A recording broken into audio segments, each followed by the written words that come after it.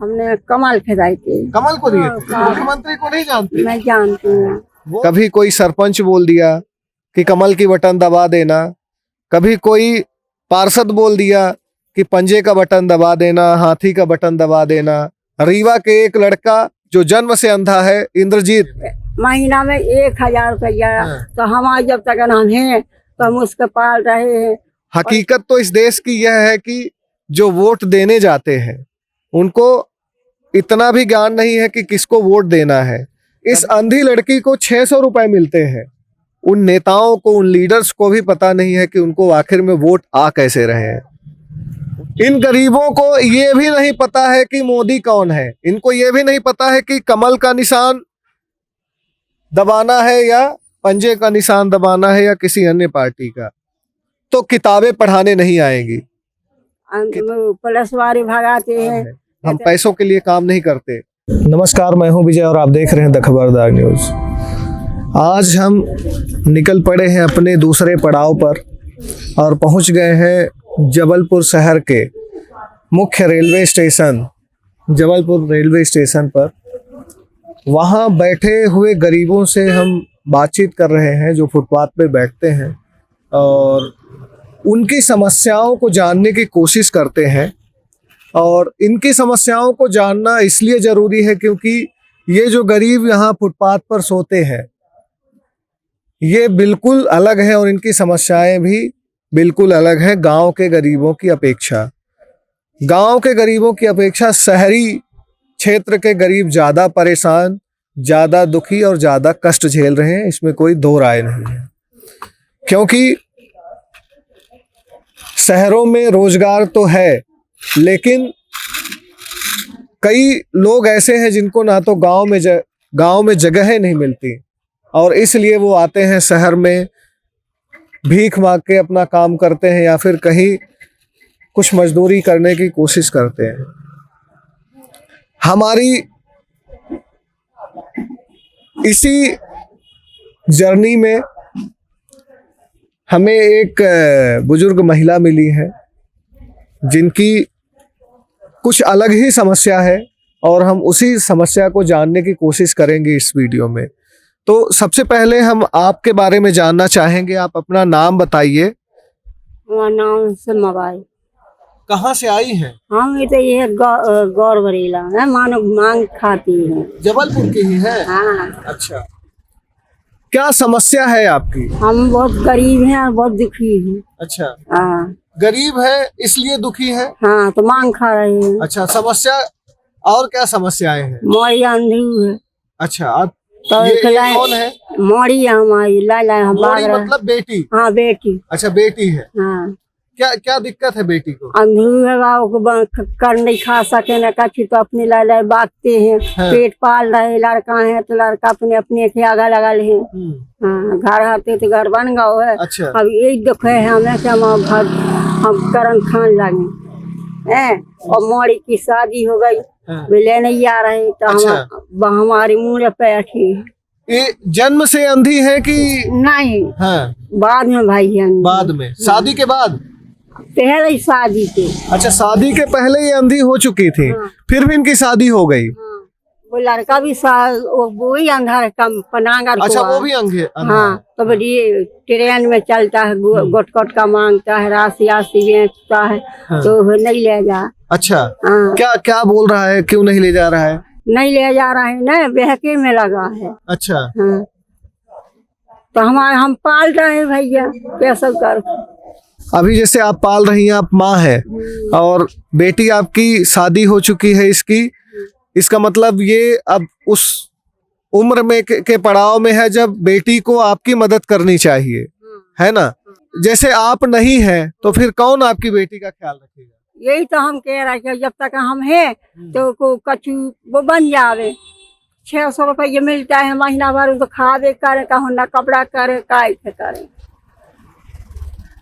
तो आप चाहती क्या है, क्या आपकी इच्छा क्या है? पेंशन बढ़ जाएगी। अच्छा। हाँ, रोजी से लग जाए, खड़ी हो जाए कछु।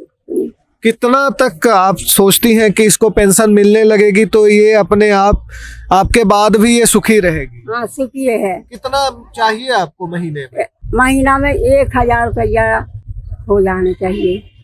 जैसा कि आप देख सकते हैं कि कितनी दयनीय स्थिति है हमारे देश के गरीबों की।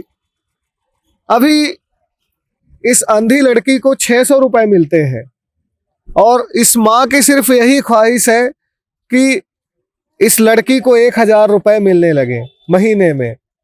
और हास्यास्पद बात तो ये है कि इस लड़की की माँ को लगता है कि 1000 मिलने के बाद इस लड़की की मुसीबतें खत्म हो जाएगी या इसका बोझ कम हो जाएगा, जबकि सच तो ये है कि ज्यादातर हमारे टैक्स का पैसा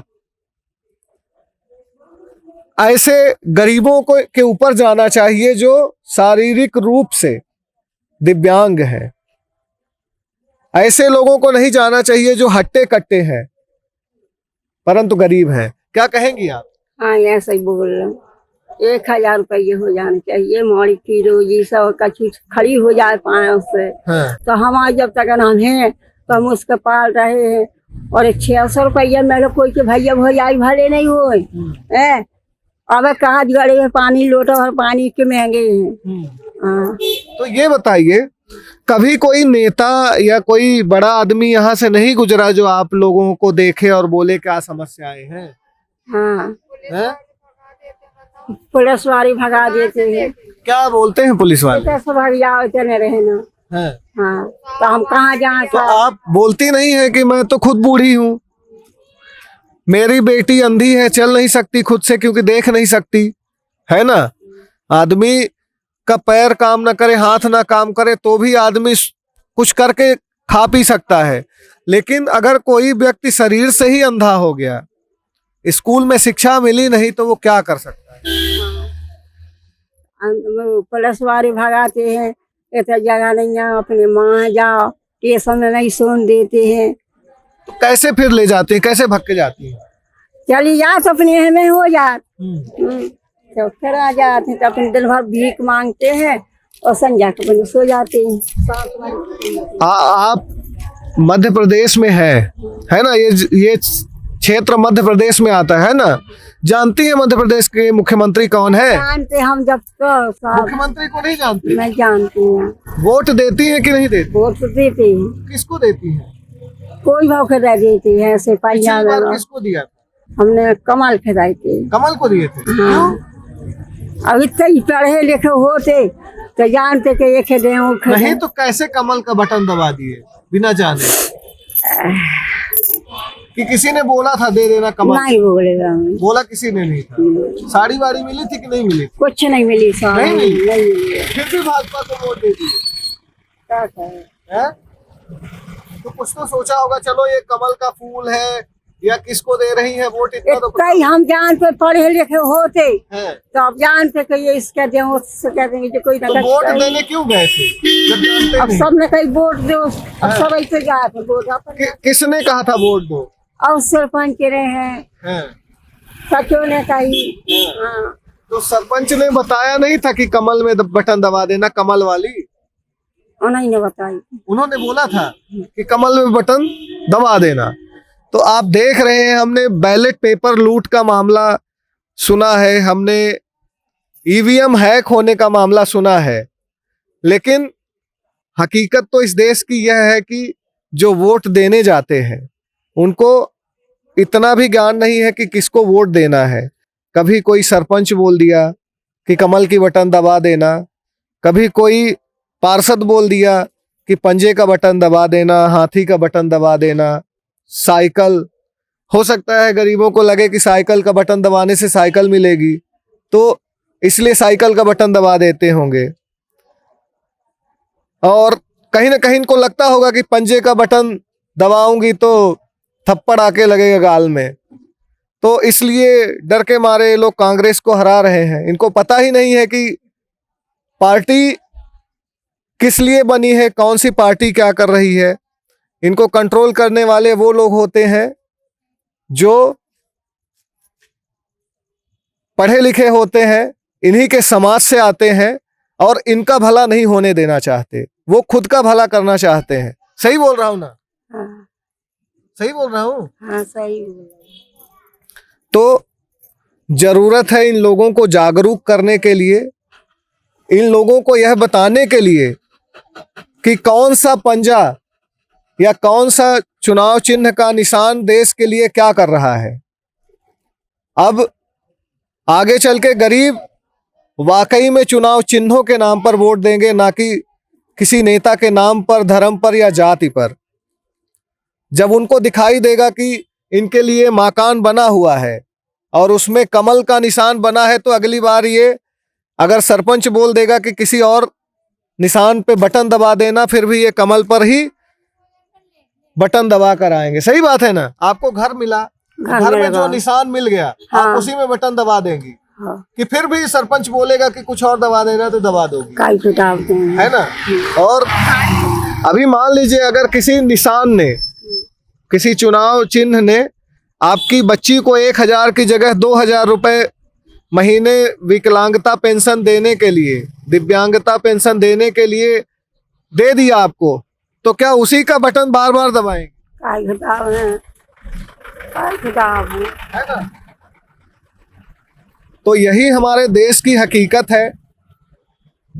इन गरीबों को ये भी नहीं पता है कि मोदी कौन है, इनको ये भी नहीं पता है कि कमल का निशान दबाना है या पंजे का निशान दबाना है या किसी अन्य पार्टी का।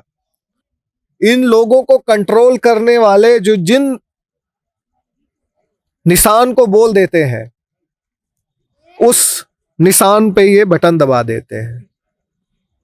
जब हमारी सरकारें बोलती हैं कि हम गरीबों की सरकारें हैं, गरीबों द्वारा चुनी हुई सरकारें हैं, तो शायद कहीं ना कहीं हो सकता है कि उन नेताओं को, उन लीडर्स को भी पता नहीं है कि उनको आखिर में वोट आ कैसे रहे हैं।